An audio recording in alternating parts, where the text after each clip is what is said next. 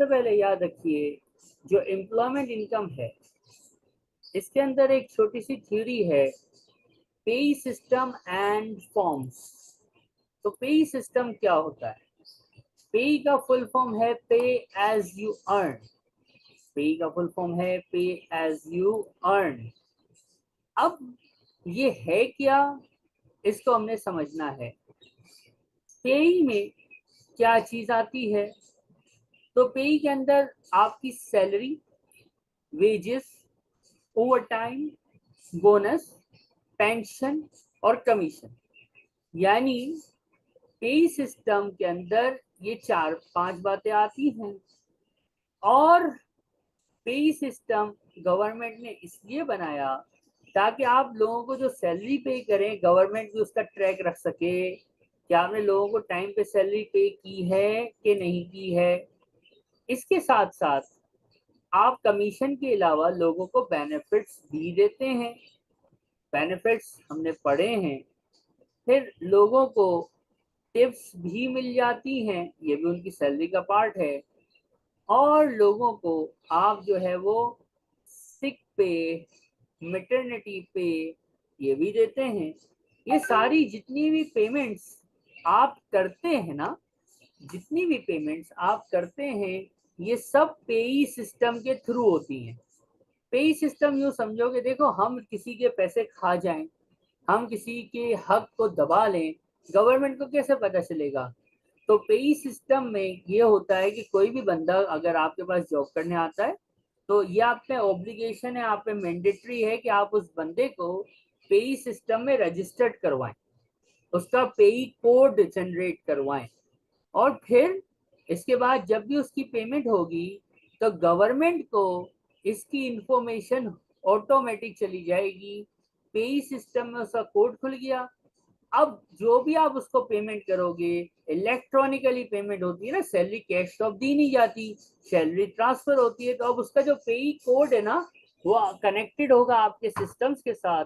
तो आप किसी भी एम्प्लॉय को सैलरी पे करोगे, उसका एम्प्लॉय कोड डालोगे, पेई कोड डालोगे, तो उसको तो पैसे चले जाएंगे। साथ ही साथ गवर्नमेंट को पता चल जाएगा कि आपने जो किया है पेमेंट, वो टाइम टू टाइम लोगों को पसीना खुश होने से पहले उनकी पेमेंट कर दी है।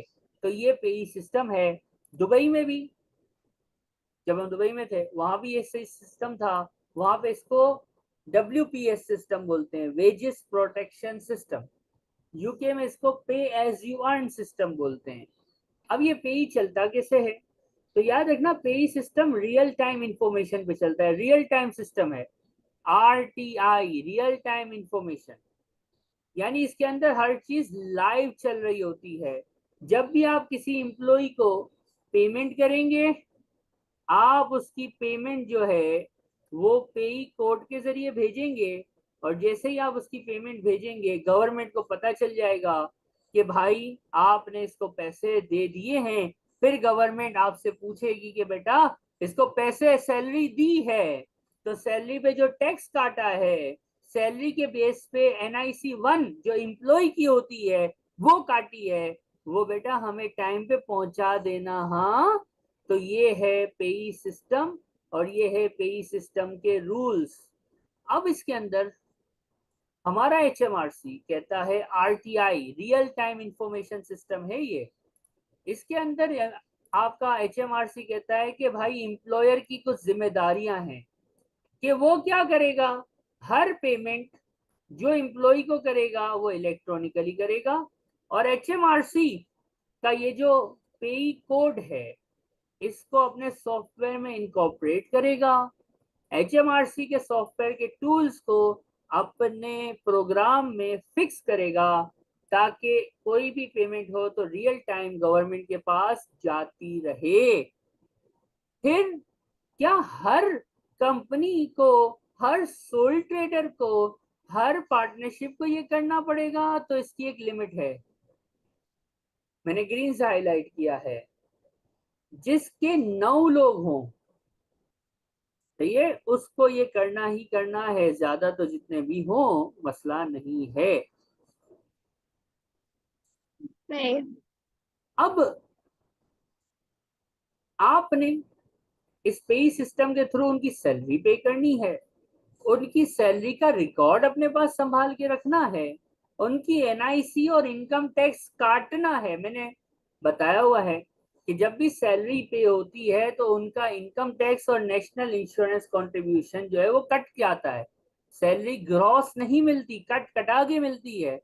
तो ये कौन काटेगा? उनके बिहाफ पे, गवर्नमेंट के बिहाफ पे एम्प्लॉयर काटेगा और फिर गवर्नमेंट को पे करेगा 14 दिन के अंदर। अब क्या लिखा हुआ है? 14 दिन from the end of tax month, महीना खत्म हुआ उसके 14 दिन के अंदर। अब टैक्स मंथ क्या होता है? ये बात बड़ी क्रूशियल है, बड़ी क्रिटिकल है। याद रखना, मैंने बताया था टैक्स ईयर होता है 6/4/22 से 5/4/23। यही है ना हमारा टैक्स ईयर, 22-23। एम आई राइट और एम आई राइट? सही। अब टैक्स मंथ खत्म होता है 5 तारीख को लोगों। यहाँ पे लोग 14 को सिलेक्ट करते हैं, जो कि गलत है आंसर। फॉर एग्जाम्पल, अगर मेरा ये अप्रैल है ना, तो इसमें 14 डेज प्लस करोगे तो 14 + 5 ये 19th ऑफ XYZ मंथ आएगा। यानी रूल के हिसाब से अगर देखो, अगर वो रूल पूछता है एमसीक्यू में, तो रूल इज के 14th डे 14वां दिन टैक्स मंथ, जो कि 5 तारीख को खत्म होता है, उसके बाद का 14वां दिन। लेकिन अगर वो तारीख पूछे, तारीख, तो तारीख क्या बताएगा? तारीख हम बताएगा 5 को खत्म हुआ, 14 दिन प्लस करा, 19 तारीख आया। ऐसा ही है कि नहीं है? तो यहाँ पे खेलता है वो। इंग्लिश जिसको नहीं आती वो यहाँ मर जाता है। भाई वो डेज में पूछे कि कितने दिन बाद, रूल पूछे तो बताना टैक्स मंथ के 14 दिन बाद। और अगर वो तारीख पूछेगा, तारीख, तो आप 5 तारीख को टैक्स मंथ खत्म किया, 14 दिन ऐड मारा, 19 तारीख आया। कोई मसला है इसके अंदर? ये सबसे टेक्निकल बात थी जो यहाँ पे हमारे पाकिस्तानी बच्चे इंग्लिश की गड़बड़े फरमाते हैं। इंडियन बच्चे भी करते होंगे, सारे ही करते होंगे, बुराई सब पे आ सकती है। पेपर का प्रेशर होता है तो इंग्लिश कुछ की कुछ समझते हैं। तो अल्लाह के बंदो, ऐसी हरकतें नहीं करना। यहाँ सही तक है।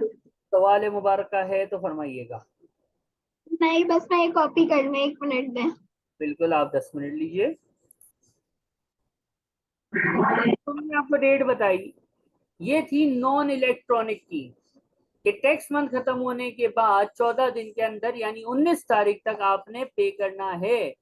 ये है नॉन इलेक्ट्रॉनिक, यानी अगर आप HMRC पे जाके चेक के जरिए पेमेंट करते हैं, जो कि एक पुराना तरीका है, अभी भी है, लोग ऑनलाइन की जगह पेमेंट अभी भी चेक के थ्रू करते हैं। लेकिन अगर आप लेटेस्ट हैं और ऑनलाइन पे करते हैं तो HMRC आपको थोड़े दिन बढ़ा देता है। वो 14 दिन की जगह 17 दिन अलाउ करता है। कहता है टैक्स मंथ खत्म होने के बाद you have more 17 days to submit. यानी महीना खत्म हुआ, पिछला महीना खत्म हुआ, आपके पास 17 मजीद दिन हैं। तो इसका मतलब आप अगर इलेक्ट्रॉनिक पे करते हो तो आप 22 तारीख तक पेमेंट कर सकते हैं। कोई मसला? नहीं। अब मंथ है, मंथ ऑफ जनवरी 2023। इसकी हम नॉन इलेक्ट्रॉनिक और इलेक्ट्रॉनिक पेमेंट की डेट निकालते हैं। महीना जनवरी है जो कि खत्म हुआ,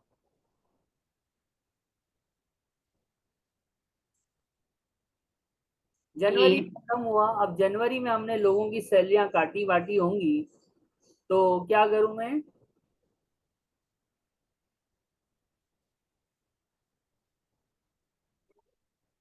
मुझे नॉन इलेक्ट्रिक जो है वो 19 फेब तक, और इलेक्ट्रिक जो है वो 22 ऑफ फेब तक पेमेंट करवानी होगी। राइट और रॉन्ग? सही है। अब ये तो हो गया। अब एक बंदे का पे कोड जनरेट हो गया है, वो एक जगह पे जॉब कर रहा है। गवर्नमेंट हर महीने देख रही है कि भाई इस बंदे को सैलरी टाइम पे जा रही है नहीं जा रही है, डिडक्शन हो रही है नहीं हो रही है, हमें पैसा टाइम पे मिल रहा है नहीं मिल रहा है, पे सिस्टम चल रहा है। अब बंदा अगर छोड़ के चला जाए तो गवर्नमेंट को कौन बताएगा? क्योंकि अब जब बंदा छोड़ के जाता है ना, तो फिर उसकी सैलरी प्रोसेस पेई सिस्टम में वो कंपनी में नहीं होती, जहां दूसरी जगह जाएगा वहां होगी, या वो घर बैठ जाए तो फिर उसकी सैलरी नहीं जाएगी, तो गवर्नमेंट तो परेशान हो जाएगी ना। गवर्नमेंट तो देख रही होगी यार इसकी पिछले महीने सैलरी गई थी, इस महीने सैलरी क्यों नहीं गई। तो याद रखिएगा गवर्नमेंट ने यहाँ पे फिर एक फॉर्म बनाया। फॉर्म का नंबर है P45, P45 levers form. Levers. जब बंदा छोड़ के जाता है तो गवर्नमेंट ने एक बात की कि जब छोड़ के जाए तो जिसको छोड़ के जा रहा है उस एम्प्लॉयर ने गवर्नमेंट को बताना है कि ये बंदा हमारे पास से छोड़ के जा रहा है। और जिस तरह बताना है उस कम्युनिकेशन पेपर का नाम है P45। यानी एक फॉर्म फिल करके गवर्नमेंट को देना है कि भाई ये बंदा अब हमारे साथ नहीं नहीं है। है। अब ये P45 वो एम्प्लॉयर जो है वो इस एम्प्लॉय को दे देगा। उसकी 3 कॉपीज वो एम्प्लॉय कर लेगा, एक अपने पास रख लेगा और पेज 2 और पेज 3 संभालेगा। और जब वो किसी और एम्प्लॉय के पास जाएगा तो उसको पेज 3 दे देगा। और वो जो नया एम्प्लॉयर है वो जो है वो गवर्नमेंट को फाइल कर देगा वो पेपर कि भाई ये वहां से छोड़ के अब मेरे पास आ गया है। आसान जबान में, अगर बंदा छोड़ के जाता है तो जिस कंपनी को छोड़ के जा रहा है उस कंपनी ने P45 भर के उसको देना है। और वो जब किसी दूसरी कंपनी में जॉब पे लगेगा तो उस P45 का एक पेज जिसका नाम है पेज नंबर 3 वो उस नई कंपनी को दे देगा। और वो नई कंपनी उस पेपर को HMRC को दिखा के बोलेगी देखो ये वहां से छोड़ के अब मेरे पास आ गया है। यहाँ तक कोई मसला? नहीं। अब ए, ए, एक बात है सर, इलेक्ट्रिक और non electric, electronic payment non electronic payment, आप दोनों तरीके से पेमेंट कर सकते हैं ना। जी। Non electronic, electronic. अगर 250 प्लस इंप्लॉइज हों, अगर किसी कंपनी के 250 प्लस इंप्लॉइज हों तो उसके लिए मस्ट है कि वो इलेक्ट्रिकली यानी इलेक्ट्रॉनिकली ही पेमेंट करे। अप टू 250 हो एम्प्लॉय का नंबर तो आपकी मर्जी है कि आप इलेक्ट्रॉनिकली भी पेमेंट कर सकते हो या आप नॉन इलेक्ट्रॉनिकली भी पेमेंट कर सकते हो। यानी अगर आप एक लार्ज कंपनी है, लार्ज कंपनी उस कंपनी को बोलते हैं जिसमें 250 बंदा काम करता हो।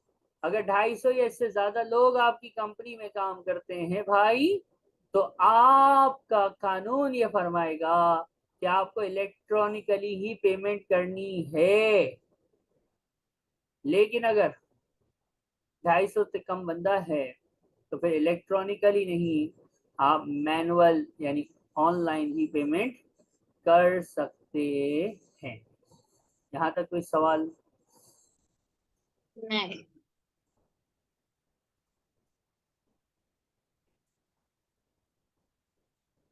अब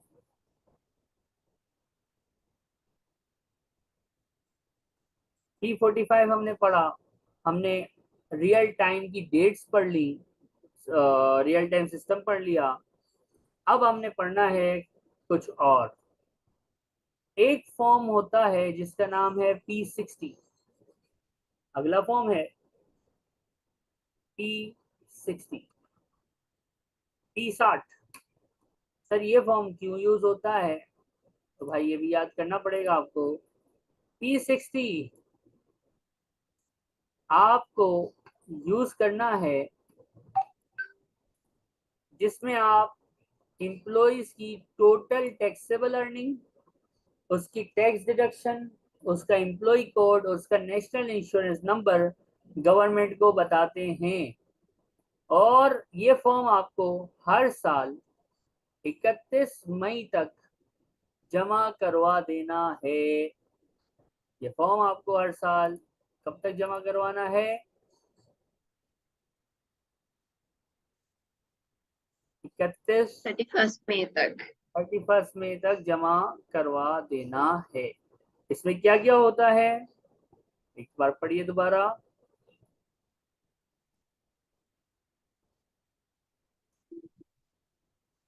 लोगों की पूरा हिसाब किताब होता है कि भाई वो कितना कमाता है, कितना उसका टैक्स कटा है, उसका पेई कोड, एक शॉर्ट समरी होती है एम्प्लॉय वाइज। गवर्नमेंट के लिए एक शॉर्ट समरी बनाई जाती है, एम्प्लॉय वाइज एक समरी होती है, और ये जमा करवाने की डेट है। याद रखिएगा, जहाँ जहाँ डेट्स आती हैं, गवर्नमेंट की रूल्स बड़े स्ट्रिक्ट होते हैं, आपको उस डेट पे काम करना है। अगर उस डेट से आगे पीछे साइड बाय साइड आप हो गए तो फाइन होगा, पेनल्टी होगी, गवर्नमेंट कभी भी माफ नहीं करेगी। ठीक है। है। एक मिनट। सवाल स्टूडेंट पूछते हैं, सर ये 31 मई तो ठीक, लेकिन हमारा टैक्स ईयर है 22-23। तो अगर वो स्पेसिफिक हमसे डेट पूछे कि भाई 22-23 के लिए ये डेट क्या होगी, तो बेटा टैक्स ईयर खत्म हुआ, कब हुआ टैक्स ईयर खत्म बताइए? 6 अप्रैल 22 से हाँ 5 अप्रैल 23। इसके जी। बाद following the end of tax year, यानी टैक्स ईयर खत्म होने के बाद, following the end of tax year मतलब होता है टैक्स ईयर खत्म होने के बाद 31 मई कब तशरीफ लाएगी, मुझे बताओ वो कौन सा साल होगा? 23 का, 24 का? 24 का। दोबारा देखो, अप्रैल में टैक्स ईयर खलास हो गया, हाँ तो मई 23 में ही पड़ेगी कि नहीं? Following the end of year नहीं, एंड ऑफ टैक्स ईयर है, टैक्स ईयर यहाँ खत्म हो गया ना। हाँ, तो नेक्स्ट ईयर में उसमें पड़ेगी ना। मुझे बताओ अप्रैल के बाद वाला महीना ही मई होता है कि नहीं होता? होता है। तो क्या डेट आनी चाहिए? क्यों? बाय। आप देखिए गौर से जरा, हमारा टैक्स ईयर कब खत्म हुआ? 5 अप्रैल को। अप्रैल के बाद मई कब आएगी? 5 अप्रैल के बाद मई कब आएगी? अगले महीने। बस।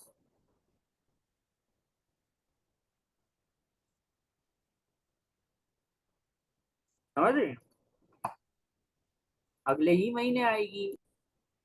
तो मैंने आपको आसान कर दिया कि भाई 22-23 के लिए जो डेट है ना, वो है 31 मई 2023। इस डेट को ठीक है। आपने फॉर्म 60 जमा करवा देना है, खलास। ये वो डेट है जिस डेट को आपका फॉर्म, कौन सा फॉर्म 60 जमा हो जाना चाहिए। एम आई राइट और एम आई राइट? सही है जी। अब अगला फॉर्म है जिसका नंबर है P11D। सबसे बेहतरीन फॉर्म, खुशियों भरा फॉर्म। सही है, खुशियों भरा फॉर्म क्यों बोलता हूं मैं इसको, इसका एक रीजन है, देखिएगा। P11D वो फॉर्म होता है जिसमें टैक्सेबल बेनिफिट की इंफॉर्मेशन गवर्नमेंट को दी जाती है। और बेनिफिट खुशियां है ना, बेनिफिट एम्प्लॉय की खुशी है कि नहीं है बेचारे की? पेट्रोल मिल रहा है, गाड़ी मिल रही है, घर मिल रहा है, टैक्सेबल बेनिफिट की जो वर्किंग गवर्नमेंट को दी जाती है जिस फॉर्म में, उस फॉर्म को P11D बोला जाता है। और आपका जो टैक्स ईयर है, कौन सा टैक्स ईयर आपका है? 22 23। आपका टैक्स ईयर है 22-23। तो प्यारे लोगों, 22-23 के लिए जो डेट आपको हिफिज करनी है, जो डेट का आपको रट्टा शरीफ मारना है, वो डेट क्या है? वो डेट है 6 जुलाई। वो डेट क्या है? 6 जुलाई 2023। इस डेट तक आपको गवर्नमेंट को बतला देना है कि ए गवर्नमेंट, हमने लोगों को इतने इतने बेनिफिट्स दिए हैं, खलास, कोई मसला। नहीं नहीं। अभी तक हमने form P11D, form P60, form P45 की बातें की हैं, एम आई राइट? जी। अब 45 हो गया, 60 हो गया, 11G हो गया। अब बात आएगी पेनल्टी की।